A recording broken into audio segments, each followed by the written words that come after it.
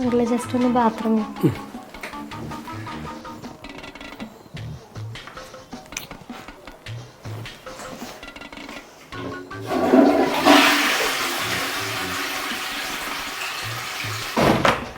Uncle ബാത്റൂമിൽ പോയൊന്ന് flush അടിച്ചൂടെ?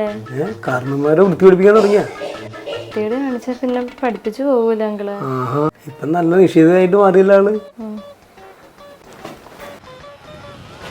എന്റെ മോള് ഇത്രയും നല്ല മുടി, ഇതൊക്കെ എന്തിനും മുറിച്ചു കളഞ്ഞേ? ആൻറ്റി എനിക്കിപ്പോൾ ഭയങ്കര വർക്ക് പ്രഷർ ആയതുകൊണ്ട് മുടി മെയിൻറ്റെയിൻ ചെയ്യാൻ കുറച്ച് ബുദ്ധിമുട്ടാണ്. അപ്പം ഇത്ര ഉള്ളൂങ്കിൽ സുഖമായിട്ട് കൊണ്ടുനടക്കാമല്ലോ. അതാ. അല്ലെങ്കിൽ ശമ്പളം കിട്ടിക്കഴിഞ്ഞാൽ പെൺപിള്ളേർക്കുള്ളൊരു സൂക്കേടാ. മുടി മുറിച്ചു കളയുക, വസ്ത്രത്തിൽ മാറ്റം വരുത്തുക, ജീവിതശൈലിയിൽ മാറ്റം വരുത്തുക. അതൊക്കെ ഓരോരുത്തരുടെ ഇഷ്ടമല്ല ആൻറ്റി. അങ്ങനെയാണെങ്കിൽ നമ്മുടെ കുടുംബങ്ങളിൽ വെച്ച് ഏറ്റവും കൂടുതൽ മാറ്റങ്ങൾ വന്നേക്കണത് ആൻറ്റിയുടെ മോക്കല്ലേ. അതിനൊന്നും ആൻറ്റിക്ക് ഒരു പ്രശ്നമില്ലല്ലേ?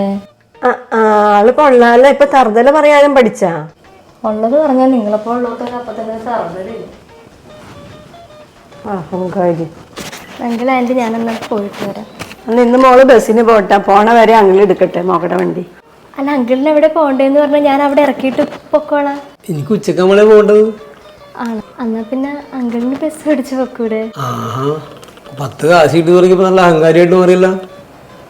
ഇതാ നിങ്ങളെപ്പോലുള്ളവരുടെയൊക്കെ പ്രശ്നം. നമ്മൾ ഓച്ചാനിച്ച് നിന്നതിന് നമുക്കില്ലാത്ത നന്മകളില്ല. ഗതികേടുകൊണ്ട് എന്തെങ്കിലും ഒന്ന് പ്രതികരിച്ചു പോയി കഴിഞ്ഞാൽ നമുക്കില്ലാത്ത തിന്മകളും ഇല്ല. ആന്റി അങ്കിള്, നിങ്ങളുടെയൊക്കെ മക്കൾക്ക് നിങ്ങളെ വേണ്ടാത്തതുകൊണ്ടാണ് നിങ്ങളിങ്ങനെ ഓരോ ബന്ധുക്കളുടെ വീട്ടിൽ ബാഗും തൂക്കി നടക്കണേന്ന് നമുക്കറിയാം. ആ നിവൃത്തിയുടെ മനസ്സിലാക്കിയോണ്ടാണ് ഈ ഡോറ് നിങ്ങളുടെ മുമ്പിൽ അടയ്ക്കാണ്ട് വെച്ചേക്കണേ. എന്തിനാ വെറുതെ ഇങ്ങനെ വായിൽ കോലിട്ടൂത്തി ഓരോന്നിങ്ങനെ പറയിപ്പിക്കണേ? സന്തോഷമായിട്ട് പൊക്കൂടെ ഈ പ്രായത്തിലെങ്കിലും.